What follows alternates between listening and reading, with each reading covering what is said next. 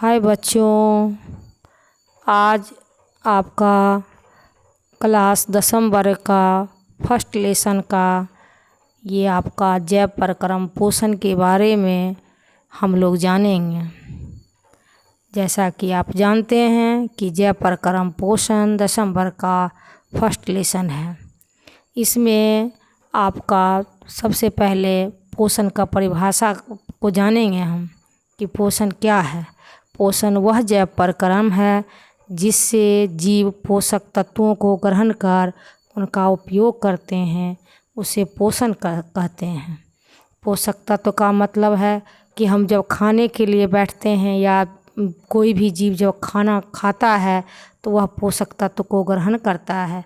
पोषक तत्व में आपको कार्बोहाइड्रेट, प्रोटीन, विटामिन, वसा, जल, खनिज लवण हो जाएगा। और जब जीव पोषक तत्व को ग्रहण करता है तो उस पोषक तत्व जब हमारे शरीर में टूटता है तो हमें ऊर्जा प्राप्त होता है, जिससे हम लोग सारे जीव जंतु उस ऊर्जा का हम उपयोग अपने दैनिक जीवन में करते हैं। पोषण दो प्रकार के होते हैं, स्वपोषण एवं परपोषण।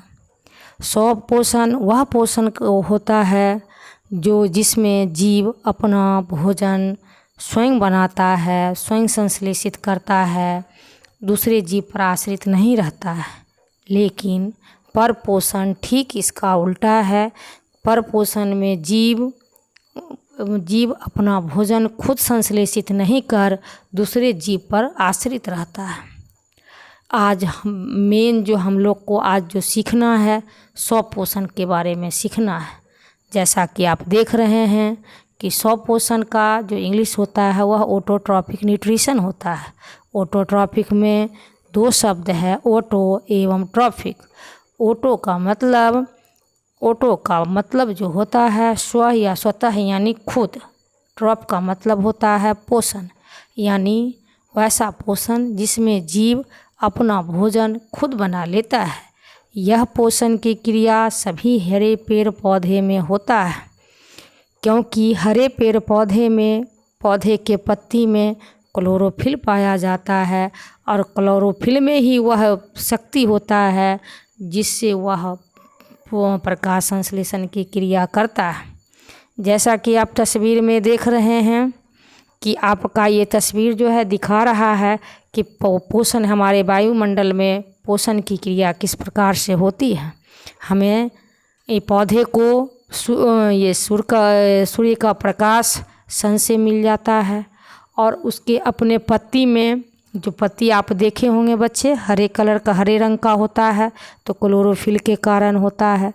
तो पौधे अपने पत्ती में जो उपस्थित क्लोरोफिल होता है वह सनलाइट की उपस्थिति में वह क्या करता है कि पानी को जो कि उसे मिट्टी से मिला है जड़ के द्वारा, उसे क्या करता है वह दो भागों में उसे बांट देता है। इसको हम इसके क्रिया विधि में पढ़ेंगे। पहले आप तस्वीर जो आप देख रहे हैं, तस्वीर एकदम स्पष्ट क्लियर है, समझ में आपको आ गया होगा। अब हम देखेंगे प्रकाश संश्लेषण क्या है।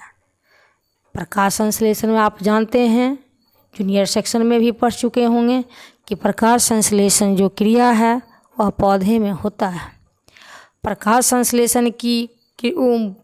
संश्लेषण वह प्रक्रिया है जिसमें पौधे अपने पत्ती में मौजूद क्लोरोफिल तथा सूर्य का प्रकाश की उपस्थिति में वायुमंडल से कार्बन डाइऑक्साइड तथा जल एवं खनिज लवण लेकर अपना भोजन कार्बोहाइड्रेट के रूप में बनाते हैं। यह क्रिया बच्चों प्रकाश संश्लेषण कहलाती है। आपको इसको समझना होगा, इसमें समझने में कोई परेशानी नहीं है, आराम से आप समझ लीजिएगा, क्योंकि साइंस का कोई ऐसा टॉपिक नहीं है जो आपके सामने से नहीं गुजरता है। पर डे आपके सामने में ये क्रिया होते रहती है, केवल उसे हमको सीखने की ज़रूरत है।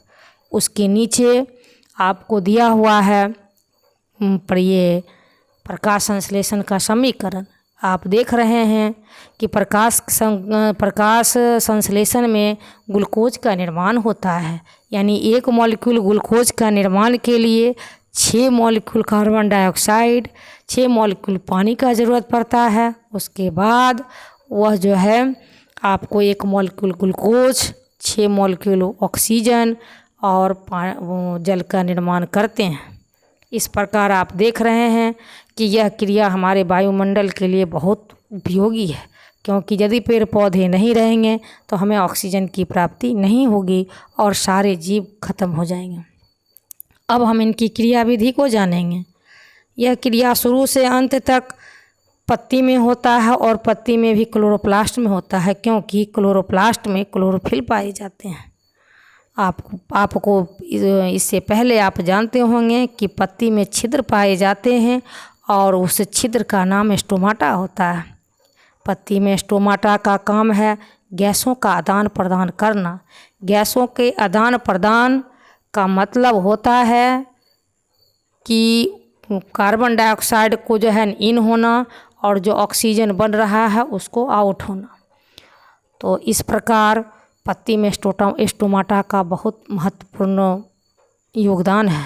इस क्रिया में हरे पौधे सूर्य विकिरण की ऊर्जा को रासायनिक ऊर्जा में बदल देते हैं और यह ऊर्जा पत्ती में मौजूद पानी को 2 भाग में बांट देता है। आप जानते हैं कि पानी का सूत्र H2O होता है।